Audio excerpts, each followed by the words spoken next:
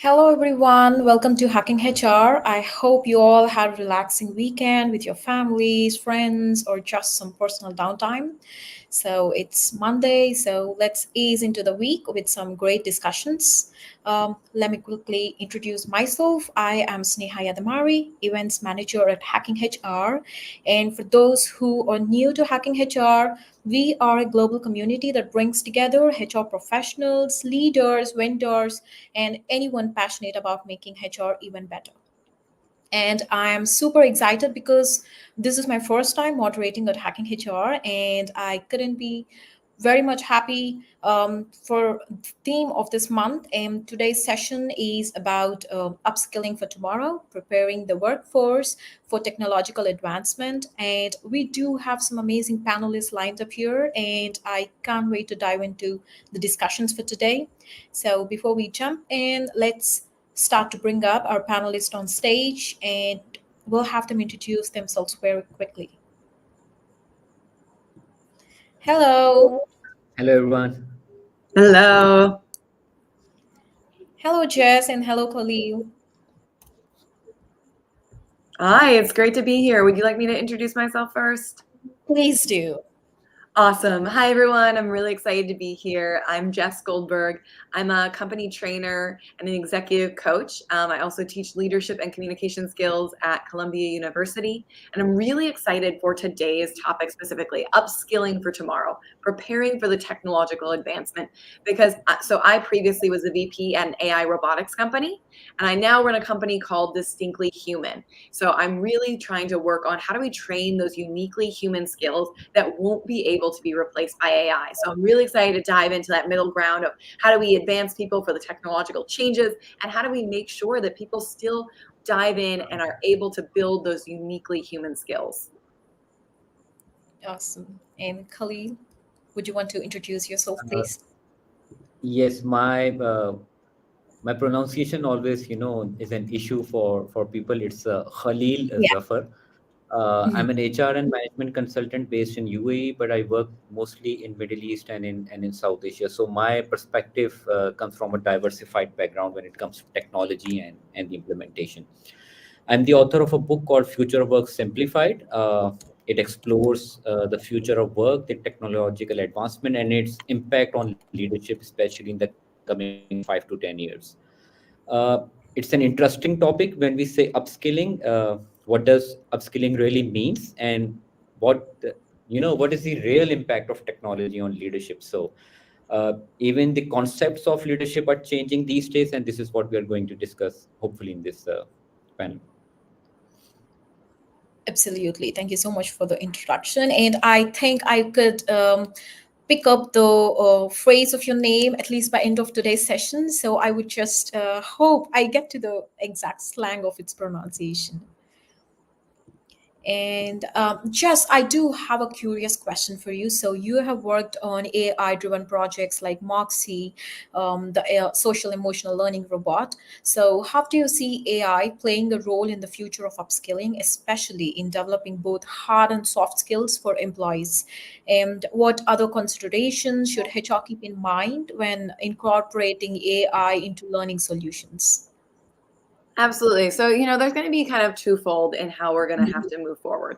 So, as AI continues to advance and it's able to take on more and more tasks, what we're going to need to do is train our workforces how to properly use AI. How do we want to use it within our organization? Where and when are employees allowed to use it so that we can use it safely? So we need to train them, not just how to use it, but also how to use it safely within our organization. So that will be a really big important thing as we're looking towards the future, is training up our employees on how to effectively use AI within their individual tasks and their individual jobs.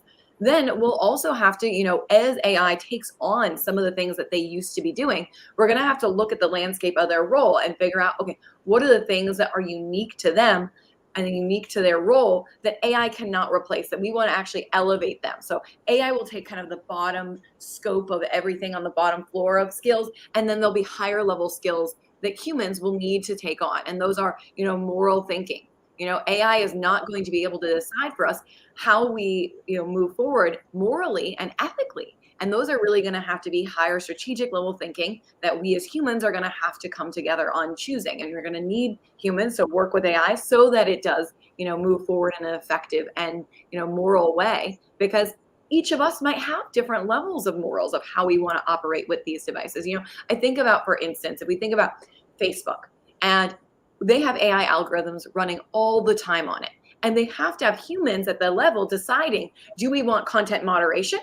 Or do we want not content moderation? Do we want more freedom of expression? And AI algorithms, change how much is seen and what is allowed to be seen.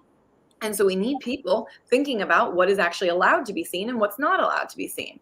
And, different people might have different perspectives. Some of us might say, we want everything to be able to be seen. We want freedom of speech. And others might say, well, there's some things that maybe shouldn't be allowed for those under 18 or for those in this level to be able to see. And so we're going to have to decide what are those things that humans need to take on. And I'll talk more about that, but I'll give some opportunity for the others to speak first. Absolutely. And I see that Raji has joined the panel as well. So I believe that you had some connectivity issue. So we can quickly get your introduction so that audience are aware of it. Thank you very much, Neha. I hope you are able to hear me. Yes, absolutely fine. Thank you.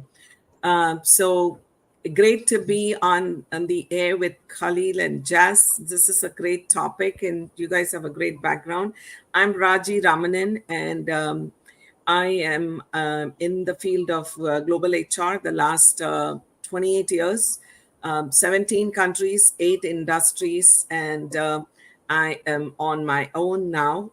We recently started this great consulting organization called Strategic Solutions. We provide HR consulting, particularly OD leadership coaching and leadership development consulting to multiple organizations. And AI is the hot topic. How is it impacting leadership? How is it actually making waves in the workplace? And Jess, I completely agree with you. There has to be a definition and scope so that it's not going wild, but we are still able to utilize it while staying within the agenda for it, because it can really go wild. And that's what I think we're all trying to work through in terms of getting our arms around it. So, looking forward to the conversation. I completely resonate with that. With that being said, we do have our first question. How can we utilize AI for advancing our deliverables, and how can we prepare our stakeholders for doing that? Can anybody take the question? I'm So should happy to I? go first. Khalil, you want to go? Yes, please, Raji, go ahead.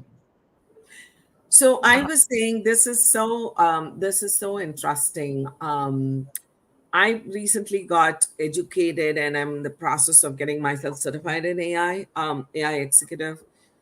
And so it's an interesting journey. Then looking at it from the outside and being part of it, learning how to do it, and getting skilled, so that I can then train my team. But actually, my team is way better than me. You know, they're these young folks who have all these things in their fingertips, and it's the utilization of AI. Just to give you an example of the deliverable I had, which is usually something I've done a lot in the past, but this time with an AI intervention, doing an AI analysis and a sentimental analysis. So this is for a team workshop where I collect data from the team, multiple aspects of the team, starting from, okay, give me 3 words to express how you would define or describe your team right now, to, what do you think we are doing in terms of multiple day to day? How do we hold each other accountable? How do we take decisions? How do we communicate?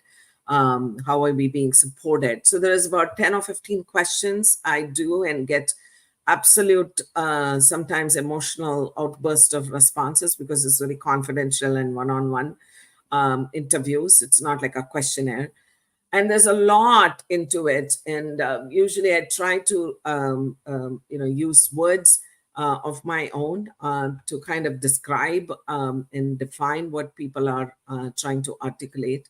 But boy, oh boy, AI, the sentiment analysis, took it to a different level. It talks about the sentiments of where people are coming from. It unearths the emotion, and where people are being lost, or people are being happy and joyful, and what exactly is their sentiment. The words are different from the sentiment. These words indicate what, from deep in their hearts, from deep in their minds. So that was very, very helpful, and the quality of how we work towards a high performance work team changed drastically using the sentimental analysis. It's been my recent experience. I'm very, very thrilled about it, because it's opened new doors. It's also making our job more effective. We are able to get into corridors and lines of thinking which we never did before.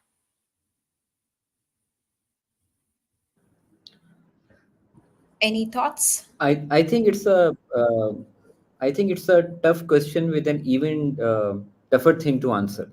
So sometimes we come up with notions like implement AI in your organization. AI is the future, but it's a hard thing to do, especially during the past 4 or 5 years when the COVID-19, this pandemic, brought something which we were not prepared. Although the futurists were saying in the coming few years this is going to have a big impact on the workforce, but we were not prepared. Not prepared in the sense we didn't have any manuals or the guidelines how to do it. Now the main thing is, if you are trying to implement AI for a layman term of people who are not technical, the best thing is to have first of all the clear understanding of your mission, vision, and values, why you want to do it. Unless and until your business line, your management, your leadership, up to the very bottom, your employees are clear why we are having automation in the organization, what is the impact of AI, it's not going to bring in any results. So AI is dependent upon data, it's dependent upon a lot of tools, a lot of technological things, but these are at the end of the day just tools. So First of all, the leaders need to be clear why they are doing it. The mission, vision, and values need to be clear. And the most important thing is to let the people know in the organization. It needs to be clear, like 2 plus 2 is equal to 4, why you are doing it. So unless and until you have a clarity, then the moving ahead with the technical things of, okay, so we are trying to move towards adopting AI. So this, I like the title that hacking HR came up with. It's tied with upskilling. So unless and until you do upskilling, you cannot come up with other things. And I always say there is a huge difference between upskilling and reskilling. So two different words. Upskilling is when you have a certain set of skill set and you upgrade yourself. Reskilling is when you learn an entirely new thing.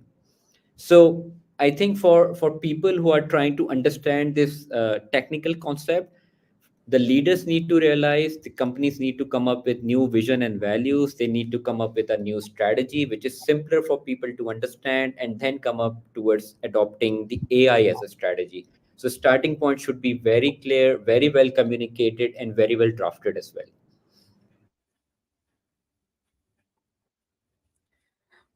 Khalil, So I agree with you in terms of, how to make the organization utilize it. It's sometimes a huge task, and sometimes it can look impossible. But I think we do have a role to play as HR practitioners in terms of improving the outcome of certain processes utilizing AI. And it's probably a journey. I don't think it's a sprint, it's a marathon to conquer it and be good at it.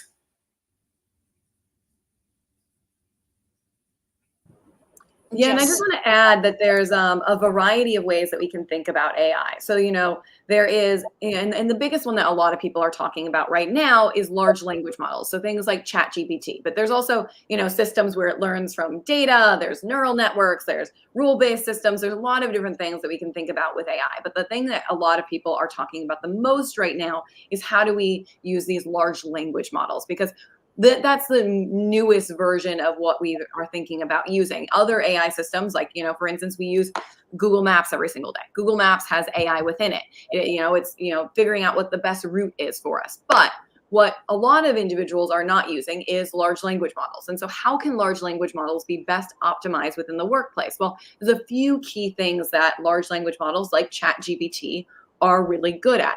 It's really good at being a brainstorming partner. So if you need to think about a new strategy that you're building, if you need to think about, okay, how do I want to, you need it to brainstorm how to deal with a conflict in the workplace, you can use it as your brainstorming partner. It's not going to, make the decisions for you, but it's going to help you think about things that you might not have even thought about before for the business. That's really good at. It's really good at doing a first draft. If you need to write something, a document, you need to, write a press release, you need to write a first draft of something. It's really good at drafting things, drafting emails, helping you, just move a little bit faster by drafting. It's also really good at summarizing things. So say you have lots of information on a lot of different candidates, it can help you summarize that information really quickly to understand top level. Okay, what's going on with each of these? If you are recording all of your video calls, it can summarize the action items, the things from that past call. Really good at that. Those are just some of the things that everyday employees could start to incorporate that isn't so high level and so technical. Just using it on those levels can help us drive forward a lot faster. great perspectives. I And I agree with Jess. We can make our day-to-day lives easier, and we do that. In Teams, we do have an AI enabler where it actually very quickly jots down things that people talk, and at the end of it, it's there. The next meeting we have, usually we have a weekly meeting, and the next meeting we have, it just tells you what all you discussed, and it adds comments. Sometimes it's even adds questions. So it's kind of how you also make it to be. you can give commands to it saying that, we want just a synopsis, provide a synopsis or summary. So it might have been a 1 hour call and it will provide the synopsis in summary. And if people's audio is not working, it scripts it so that you can read it on the screen. So there's a lot of things that it does, which does not require actually a lot of training. And I think the workforce now is like very technically savvy, I would say. Chat GPT and all, people are so good at it. I'm so amazed how they can just play around with it like that. And the outcomes of meetings particularly are extremely good with this. Great perspective. And we will be jumping into our next question, which is automation. So as much as ChatGPT is important and AI is important, automating them is also equally important in our HR life. So another trending topic that goes on is automation, which is becoming a major force in many other industries, and also one of the challenges now, which is to make sure that teams work alongside with the technologies rather than being replaced by them. So, I would like to know, how can HR leaders make sure we are building teams that work hand in hand with tech instead of being replaced by it?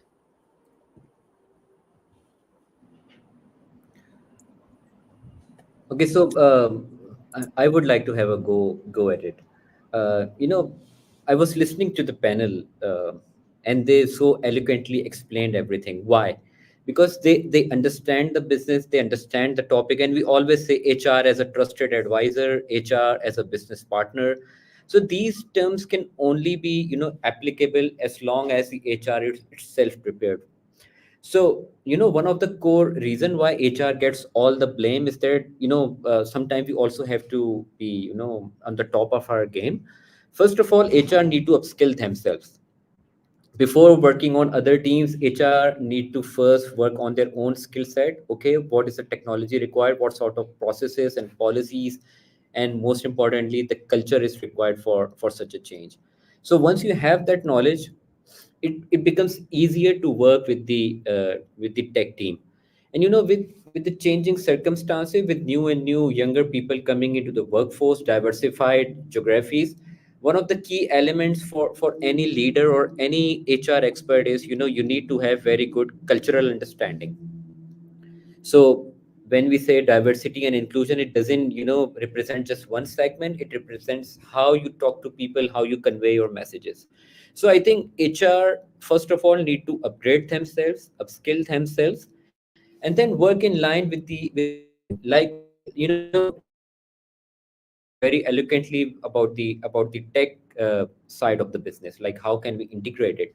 So same methodology, same communication style can only come as long as you, when I say you, I mean the HR people themselves have this sort of knowledge. So I think people who are trying to get into HR AI projects, or they want to implement something within the organization, first upgrade yourself, have solutions and answers that tech team or the leadership might have prepared in advance.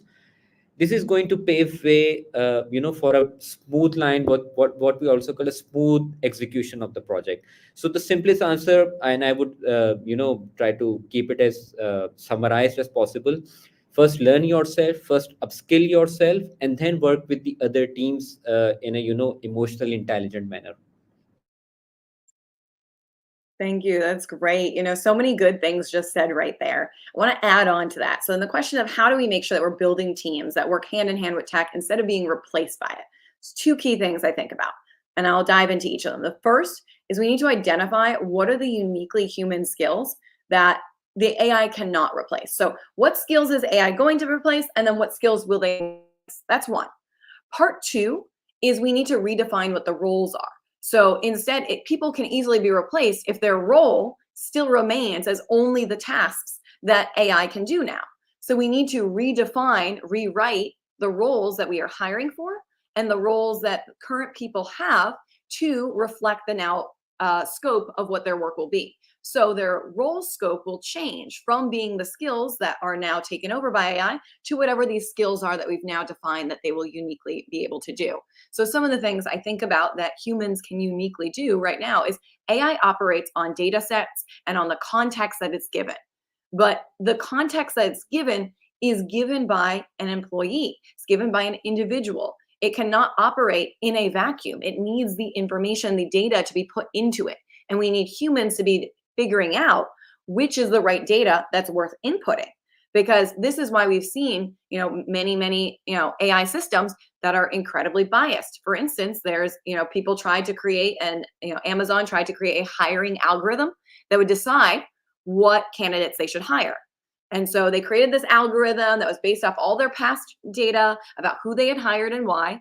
And unfortunately, what happened was their hiring data was all based upon previous bias. It was based upon hiring mostly men that were mostly white. And so now their hiring algorithm that they tried to use was only going to hire white men. It was picking out resumes that were only white men.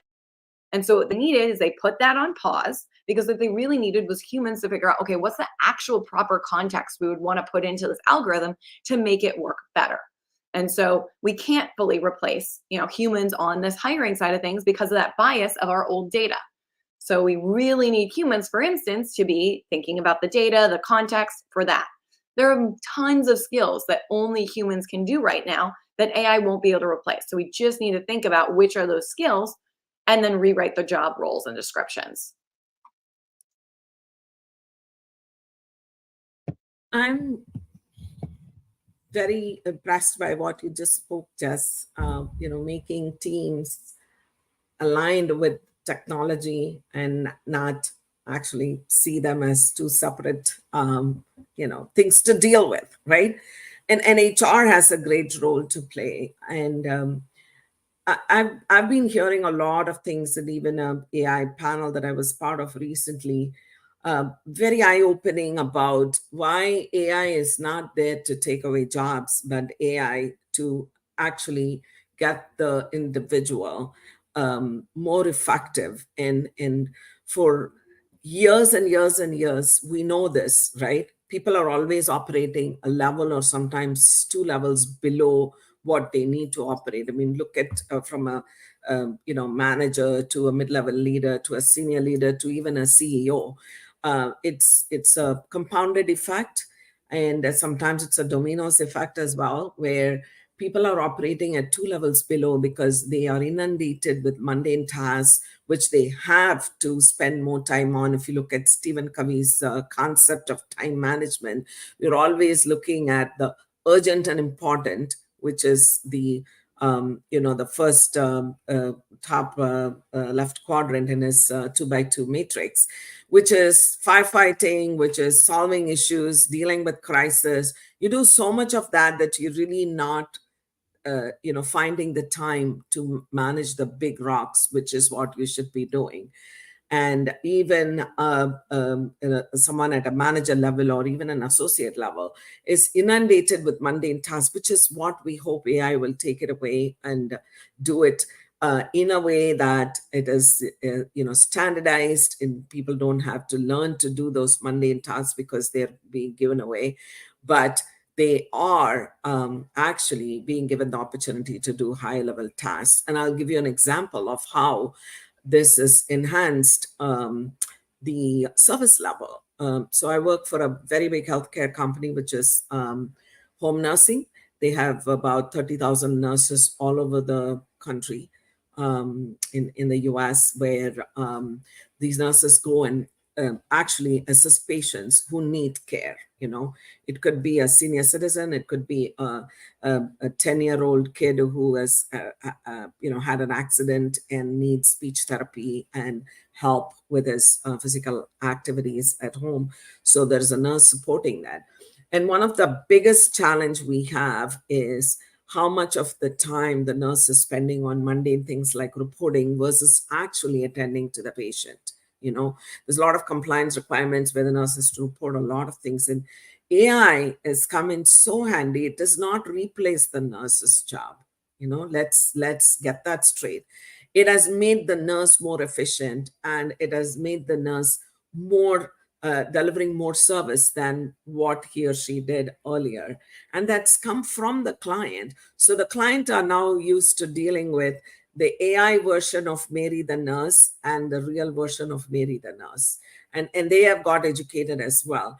And the after effect is the nurse is able to do the job of a nurse very well than what she did before, because of AI coming to her support. And I think that's how we need to view this, not as AI has come to replace me, and therefore teams have kind of like tuck to my hand attitude about AI.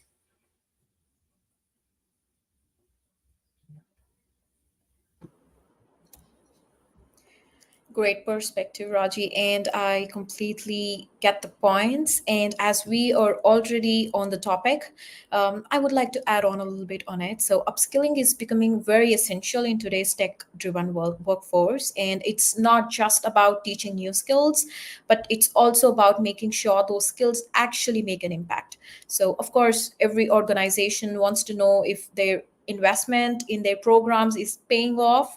So, I would like to ask the panelists, so how can companies really measure the impact of their upskilling initiatives, especially when it comes to ROI and those long-term benefits?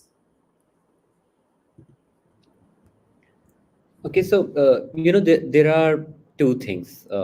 So first thing is I had discussion with Robert Mosley, one of the top HR professionals in the world. He's in UK, and he gave a prediction. He said in the coming few years, employees won't be working on their job descriptions, rather they will be working on projects. So it's a prediction, but it's a great hypothesis and concept that organizations would require people who can adapt, who can learn new things. So this would be one of the key skills rather than the age old job description and job specification. The other thing is, and this is my personal prediction related to the fifth industrial revolution, it will be how humans can integrate with the technology. So the AI human collaboration is going to be the next era.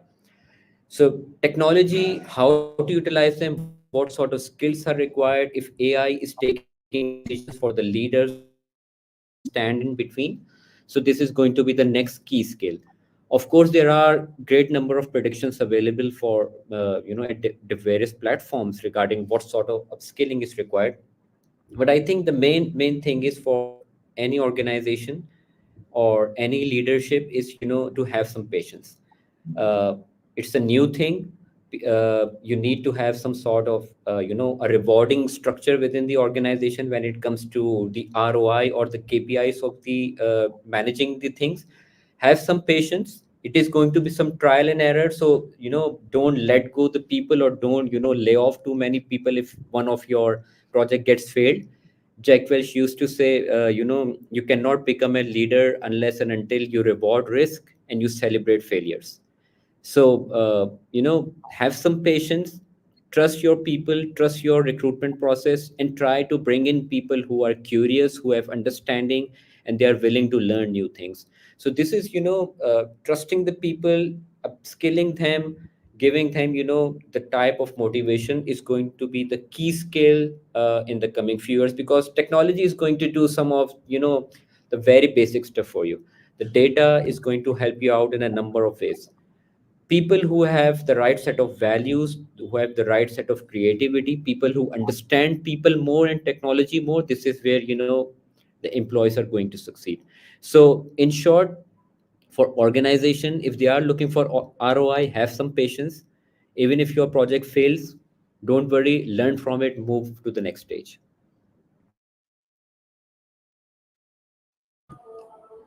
Would someone want to add on it? Yeah, absolutely. So your question was, how do we actually make sure that we're measuring the ROI of upskilling? Well, there's a couple different ways. First of all, we can measure the ROI of upskilling on an individual basis. So we could say, okay, we've upskilled this team, we've trained them. A trainer came in and gave them some of the training that they need, or we put them through a program, and now we're going to judge by their manager their performance. So that could be done through performance reviews and those kinds of things, and asking, it might be a bit more qualitative from their manager, how are they performing? But then the question in itself is a question we've been asking since the beginning of any technological advancement. We think about having, technological advancement in farming. How did we measure whether or not using some of the devices were actually, effective? Well, we measured on how much more productivity the company as a whole is able to do. Is cost able to come down for the customer? Are there bigger profit margins for the company? Are tasks and like overall projects being done at a much faster speed? There's a lot of things that a company as a whole can look at when they have implemented new technologies and they've upskilled their employees. But it's not we look at it from today to tomorrow, is it suddenly doing better? It's a little bit of a longer scale. We have to look at it over a year timeline, over 5-year timelines, and definitely over 10-year timelines. We have a much bigger thing. And it's hard to be like, am I going to make this investment that 10 years down the line is going to actually have a huge impact? But it can be hard sometimes to put some of that upfront investment into upskilling, because sometimes it might seem like, oh, it's such a big cost, but in the long tail scheme of things, it's a huge benefit.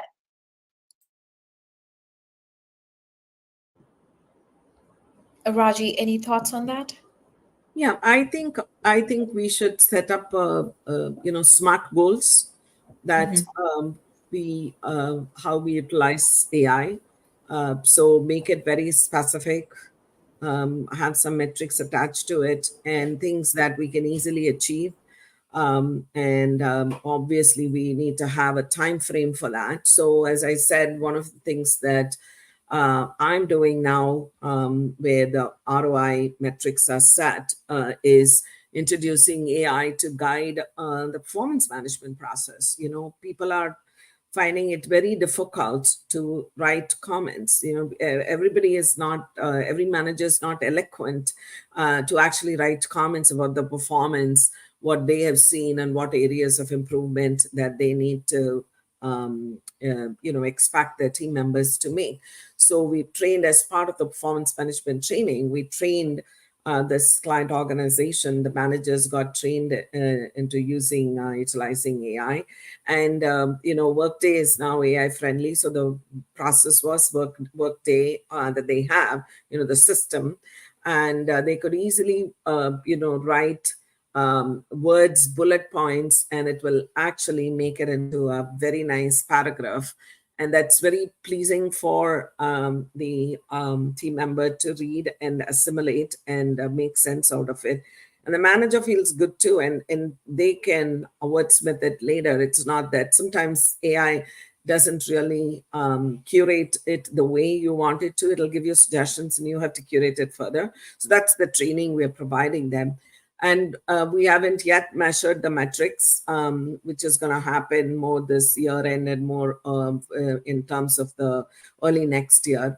But we are seeing the trends already. In the mid-year review, people have utilized AI, and the number of people who've utilized it and therefore done a better job of doing the mid-year review has increased. So we hopefully think that the year end would be much better, because they were just trying it out. It was more warming up during the mid-year review, and now during the year-end review. So one of the biggest metrics we had was how many people would actually make use of this, and to have a better process, to have a better dialogue, and to have a better conversation happening, which was not happening because they wouldn't put a lot of things in writing to have the conversation. Now they're more interested in having the conversation and more motivated. So more conversations, more quality of performance appraisals will be there for us to experience, is the way we have set up the ROI.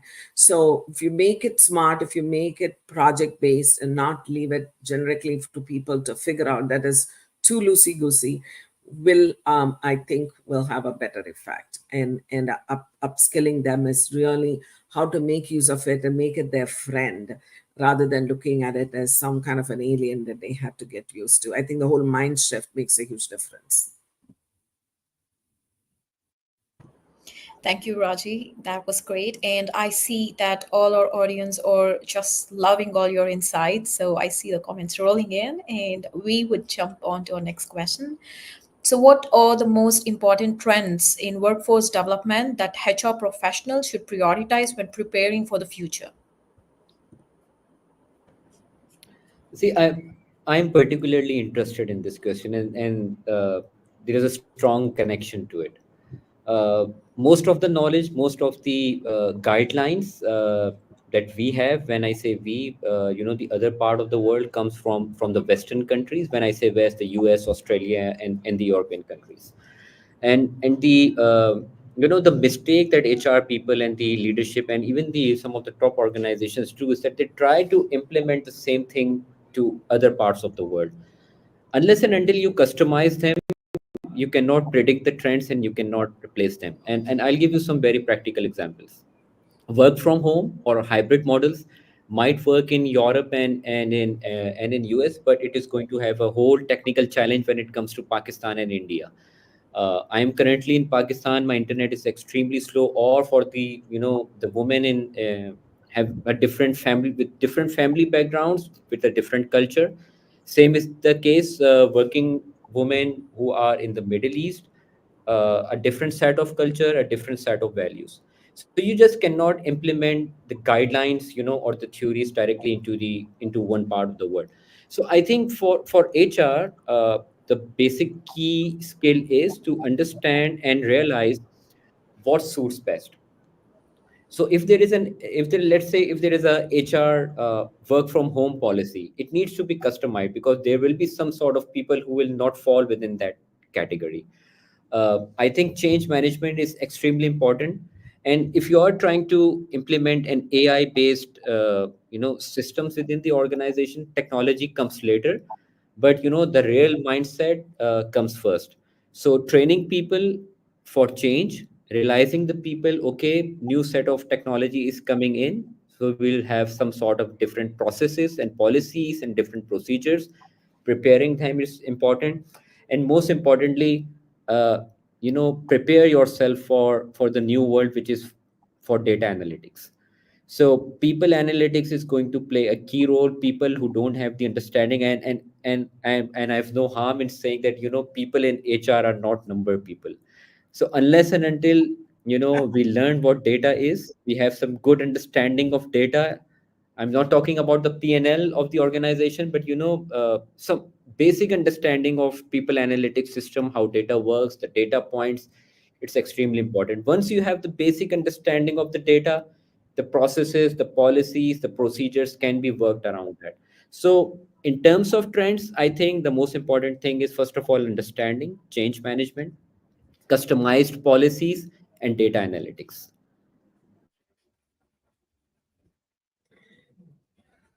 Love that, Khalil. I think you really nailed the head on the head in terms of, how do we prioritize in what is our own capabilities. So I'm trying to be the role model in my organization with in front of my clients to learn what AI is all about. So I think as HR, we need to be the trendsetters and the role models, going through it ourselves and utilizing it ourselves before we can expect our teams, our HR teams to begin with, planning HR process, but as well as organizational learning, and how much of a learning organization, how much of learning as a culture is embedded in the organization, also goes a long way in how we utilize AI and also how we prioritize, in preparing for our future. I mean, future is going to be a lot of AI. We cannot run away from it. We cannot escape from it. So might as well be the early bird in terms of adapting to it and acknowledging its utilization value, and making it possible for people to learn about it and kind of embrace it in their day to day. And we can use that even in a strategic from a strategic perspective. I mean, AI can help you making goals, and how it can roll out in terms of how, from a strategy, if this is the strategy, it helps you curate the strategy itself. But also, if this is a strategy, what are some of the goals that you can derive from it? And it's a question of having creativity as thinking mode for people to make the best use of AI. And recently, I want to share an experience where training needs have been identified using AI, and it was so phenomenal. It's not necessarily replacing the talent of a training instructional design person, but it's actually value adding and making it more possible to have individual components rather than painting the entire people training need with a broad brush. How can you make it very specific to individuals? And that's where the workforce is going. People don't want to be part of large training programs where 100 people, 200 people in the organization go through the same training. They want it very individualized, and that's where training as a function, upskilling as a function is going. And to that degree, how can we utilize AI to determine how we can even upskill the workforce by making it very specific, very customized, and very contemporary and contextual for individuals. And AI can play such a big role. This is something I've seen in a client organization. We are co-creating that, but it's an entirely pull from the organization. It's not a push from our side, which is very, very encouraging and very refreshing. Amazing. So many things. We talked about a lot of the important trends. We talked about upskilling. We talked about using automation. We talked about remote work. We talked about continuous learning, data-driven decisions and skill-based hiring. A lot of those things are all going to be happening, in terms of trends that we have to look forward to. And one of the main things with all of these changes that we need to be thinking about, and Kahil really mentioned it specifically, which is change management. So how do we make sure that regardless of some of these changes that are happening, that we have really good systems in place to set up our employees to be able to, shift and change as their jobs change, as their tasks that they have to do change, as the way that they work change, as who they work changes, and as even the company's goals and ambitions change. There is always things that will be changing. And what we really need to do, and a lot of companies don't focus on this, is how do we set up systems, clear, transparent communication? How do we make from the top to anyone who's in the organization can really understand and get clear communication on the changes that are happening? And so we really need to set up clear channels, clear values for how our organization will grow in the future. And that starts now, that starts today, regardless, even if you're not going through any changes right now. Setting up systems in place for being prepared for when you have to make changes.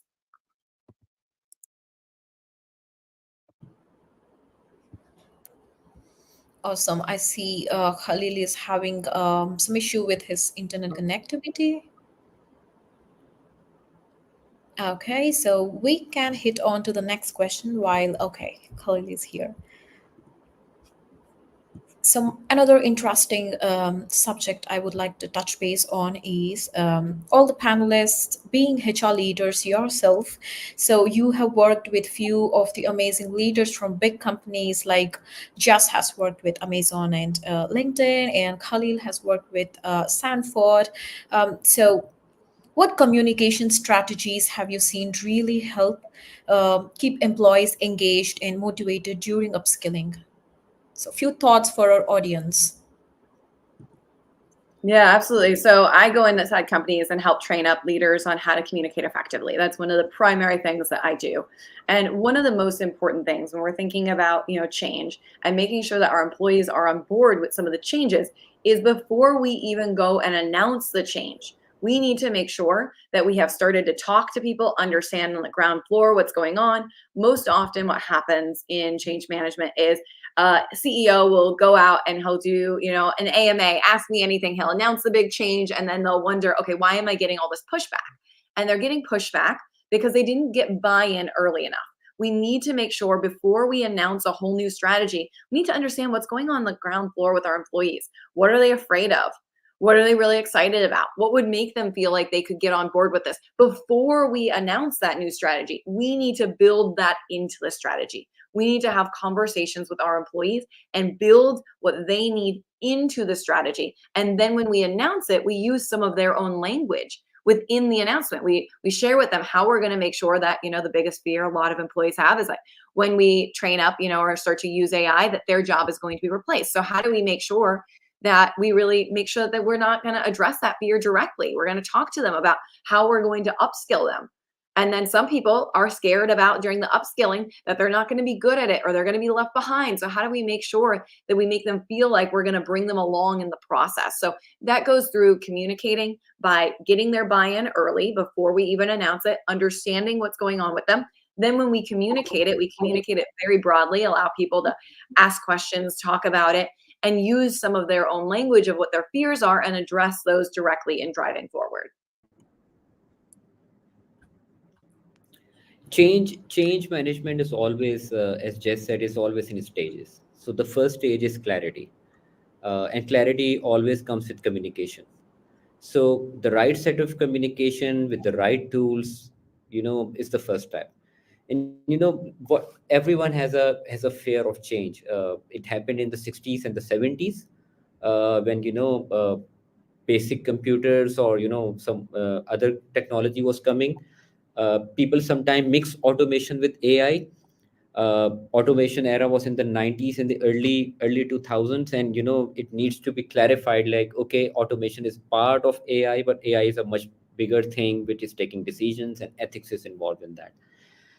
But Jess rightly said, change management and the right communication is the key.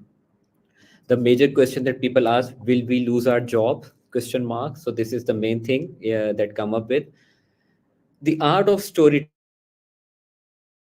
here as a good communicator, you come into play. If you have the right set of data, you know how to use examples. You have the right set of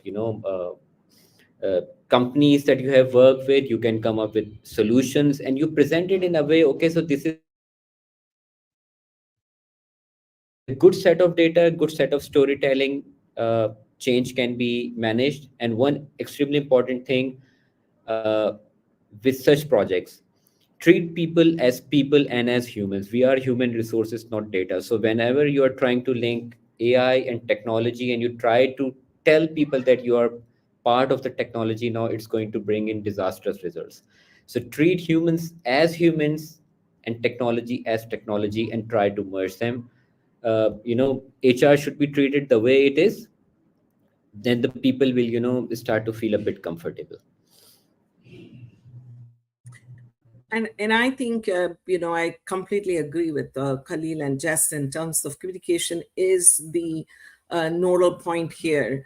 But I think it should also be aligned with what is it that they need. For example, let's start from the lowest denominator. It's the people at the associate level. What are the difficulties or challenges that they face in their jobs? What are some of the challenges the manager group of people, the senior leaders? We can go up to the CEO actually in terms of finding out what is causing sleepless nights. When we start there and we align AI and what it can do to solve their problem, so we know what problem to solve using AI and communicate that, I think that will be very, very powerful in terms of not looking at AI as something separate that people have to do, but it's there for you to resolve your day-to-day problems and make your day-to-day life easier. I think that will be the best bet that we can take.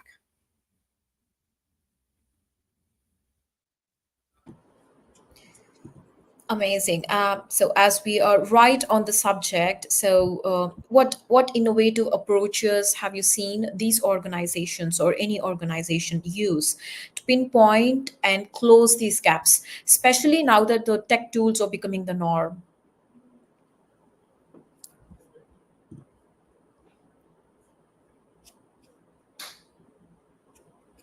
So it's the question about what tech tools need to be stacked up. Is that what the question is? Yes.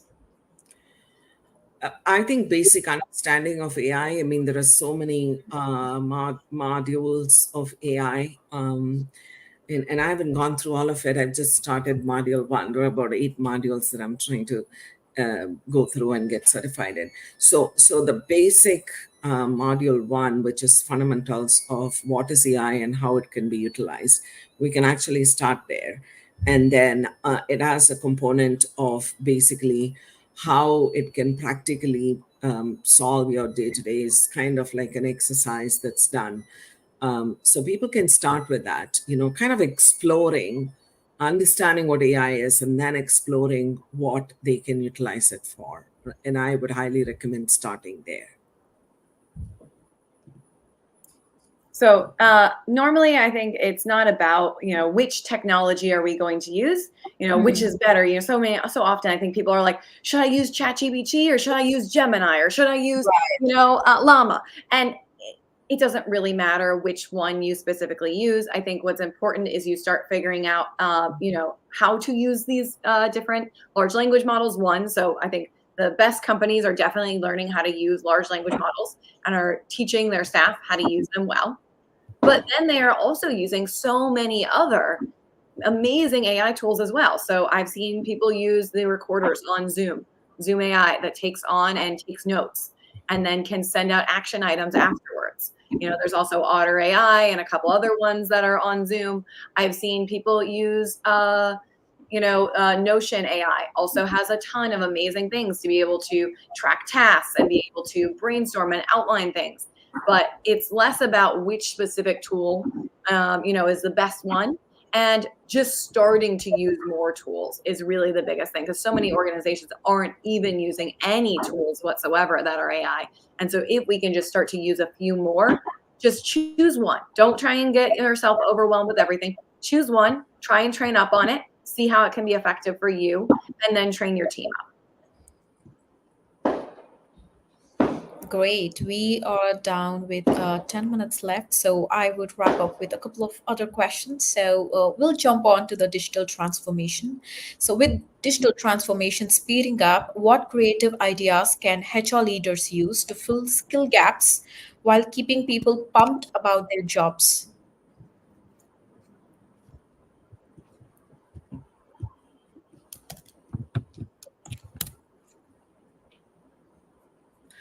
I think I've said this multiple times. I'd like to repeat this in the light of this question.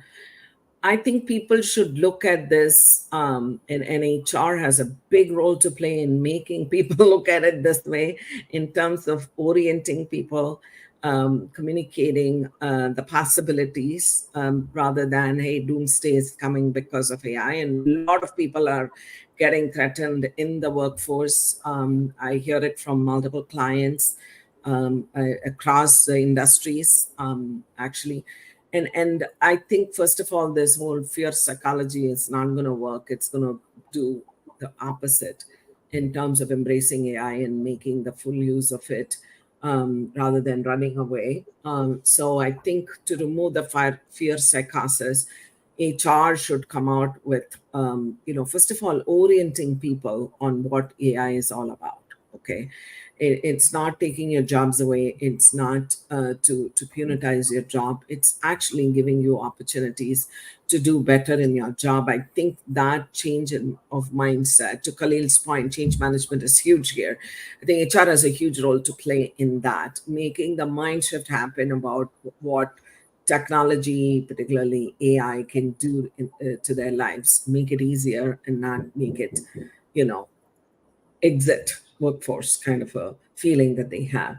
The other thing is what processes, identifying, helping them identify processes which they can use. I mean, to go back to the example of my healthcare example, that's exactly what they did. They tried to segregate tasks that can be done by AI and tasks that is still has phenomenal human touch, which needs to be done by the individual. The manager still has to do performance appraisal. Is that process going away? The role of the manager is getting ruled out, or it's getting punitized? No. AI is enabling the manager to do that job better, and we're having better performance management system, better motivation, better employee engagement. So that is the aspect. I think HR has a very big role to play in terms of explaining and therefore skilling people accordingly. Right now, people are not wanting to get skilled. That is what is the current reality in the workforce right now. from whatever I've understood across at least 3, 4 industries, few organizations I've been working with. But that is where I think HR can play a big role. Wonderful. So it was an amazing discussion, and it looks like we're right at time. So before we could wrap up, I'd love to give a minute to all our panelists for any final thoughts or closing words, any key takeaways for our audience, or any piece of advice. Uh, my 2 cents would be, get set for it. Don't run away from it. That would be my, leaving message. So, Yeah, absolutely. I'd love to just say, it's scary, it's hard. Be patient with yourself, be compassionate with yourself as you're trying to move through it. Be compassionate with your employees who are scared about losing their jobs. And the key message is just like, as AI evolves, so must we. And there's been so many times where we thought AI, technological advancement was going to be the end of humans, that like they weren't going to have jobs anymore. And that has happened time and time again. That happened with textile workers, when they thought that advancements in textile making was going to actually, take our jobs. That happened when computers first came out. That happened in farming. It's happened time and time again. And what's happened is just jobs change and evolve. The idea of a marketer wasn't even something that existed 500 years ago. So there, a software engineer, definitely a job that didn't exist even 100 years ago. So there's so many new jobs that will continue to develop, will continue to come about as old jobs are replaced. So some jobs will be replaced, but new jobs will be created. I think that's a great question, and the panelist has made my life very easy by answering it perfectly. So I think learning to adapt new things is going to be important. Don't be afraid unless and until you are upskilling yourself. So there are two parts to it, but both sentences are connected with each other.